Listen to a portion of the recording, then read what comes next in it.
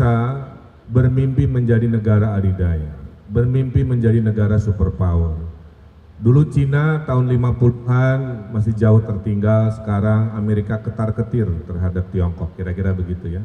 Dulu Jepang kalah perang, sekarang Jepang seperti yang kita tahu, segala buatan Jepang dengan segala teknologinya.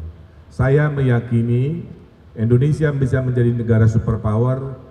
Dengerin, alasannya 3 nih ya. 1, dianugerahi Allah energi luar biasa. 2, hanya kita yang punya 70% anak-anak muda hebat seperti kamu. Ini yang ketiga yang saya banggakan. Kalau saya ditanya apa yang terbaik dari Indonesia hari ini, adalah kebaikan hatinya. Negara yang paling baik hati di dunia, generosity index tertinggi di dunia adalah Indonesia.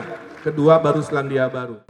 Menuju 2045 akan banyak sekali hal-hal yang akan berubah secara signifikan, terutama di sektor pekerjaan gitu. Kalau kita bicara future of work, masa depan pekerjaan gitu. Saya kemarin tiba-tiba kepikiran satu hal. Lagi drive thru salah satu makanan fast food kesukaan saya. Ini kan kita anggap sebagai sebuah keniscayaan ya.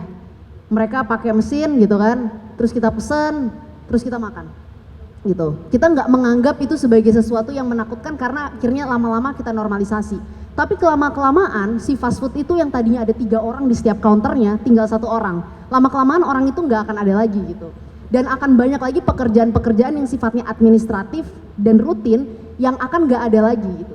Sehingga kekhawatirannya kita semua yang lulus gitu ya, pada udah pinter-pinter bahkan sekolah sampai S2, S3, memiliki skill set yang bisa jadi nih nanti pada tahun 2045 dan bahkan 5 tahun, 10 tahun ke depan makin gak relevan gitu.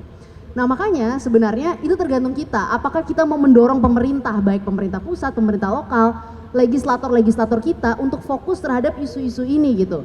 Untuk mendorong misalnya dunia pendidikan kita fokus juga menciptakan skill set yang sesuai supaya anak-anak yang lulus ini nggak cuma lulus dengan gelar, tapi lulus dengan kemampuan untuk bisa bekerja sih. Sebenarnya itu kekhawatiran terbesar saya, Mas Tommy.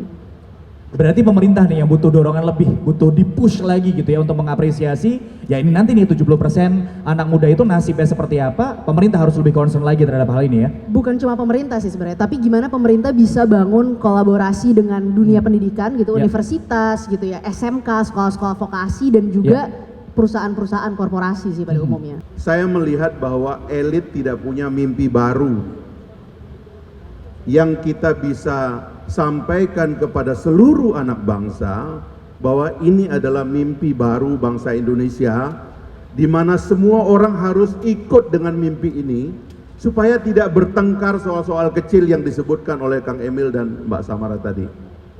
Nah karena itulah saya terutama dengan teman-teman menulis beberapa buku, dan kesimpulan saya nasionalisme baru kita itu adalah harus bersumber dari mimpi untuk melihat Indonesia sebagai superpower baru di dunia ini.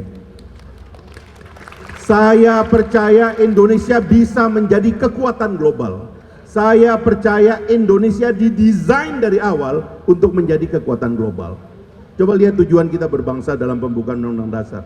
Ikut serta dalam perdamaian dunia yang berdasarkan kepada perdamaian abadi dan keadilan sosial.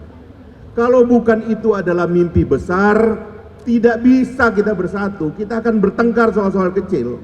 Nah karena itulah saya kira perumusan dari anak-anak muda, kalau bisa dibilang sumpah pemuda baru teman-teman di sini, adalah merumuskan mimpi baru kita itu. Dan saya mengusulkan mimpi baru itu adalah Indonesia sebagai superpower baru.